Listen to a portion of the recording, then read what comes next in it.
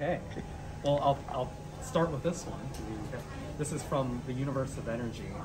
And this is pre-video days where we would use systems like this where you put a light behind it, and by rotating it you can get clouds and rain to kind of fall behind the dinosaurs in the old school technology way.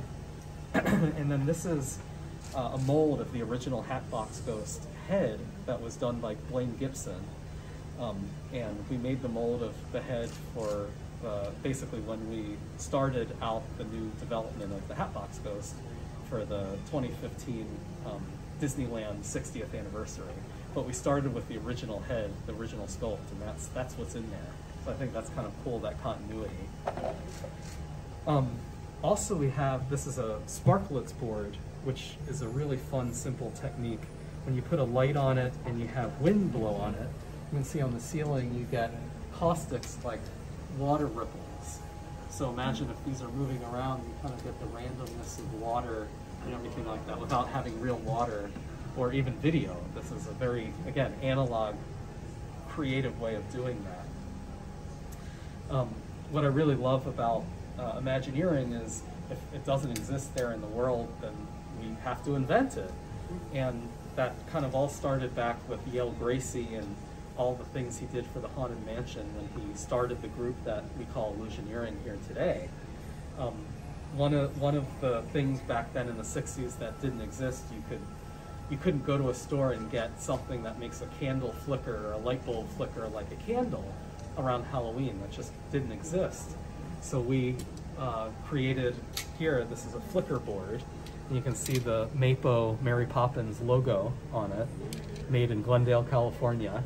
And what this board does is flickers one single circuit of a lamp in a ride. So you would have hundreds of these, and they would go out to all the different single light bulbs in Pirates or Haunted Mansion and make every single one flicker randomly.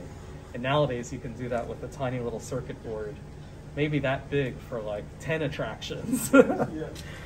But you know, it didn't exist, so we invented it. Same with this. This is a fiber optic illuminator that Roger Brogy Jr. At the studio, his machine shop created for Epcot. And Roger Brogy Sr., as you guys might know, he was the Walt's train guy, and he was the person that introduced Walt to trains and thus kind of opened the door for Disneyland. Roger Brogy Jr. ran the machine shop and built in-house tons of these projectors for Epcot and Tokyo Disneyland and a lot of our other parks. Because again, you couldn't buy this stuff; it didn't exist. And this had lights on it that would make fiber optics, you know, do that kind of thing, which is really fun. This I really love because it had two lamps in it, and it's completely analog. It has a switch that when it detects one of the lamps is dead, the spring flicks and the other lamp turns on, and then a light goes on in some maintenance room somewhere. So like completely without a computer, this thing changed its own light bulb. Oh, and this worked for 40 years in an attraction. You know, it's like, that's some good engineering there. And then over here, we do a lot of just playing and experimenting. And one of the things that, you know, I get a lot of ideas while I'm falling asleep at night or while I'm in the shower. We do a lot of things at the parks that look dangerous that clearly aren't actually dangerous because we're Disney. One of them being like the flame effects in Pirates of the Caribbean, or the blaster beam effects in Rise of the Resistance. You know, none of that stuff is actually going to hurt you. And this is an example of a way to do a spark effect that isn't actually electrical or hot. So the idea here is you can see this moves between my hands, and in the right lighting, this would look like arcing electricity between my hands right there.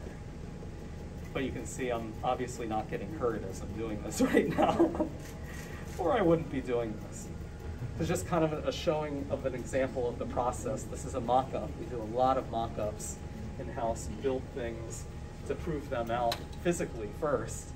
And then, you know, this kind of thing, if it gets traction, gets brought onto projects, and then they become real.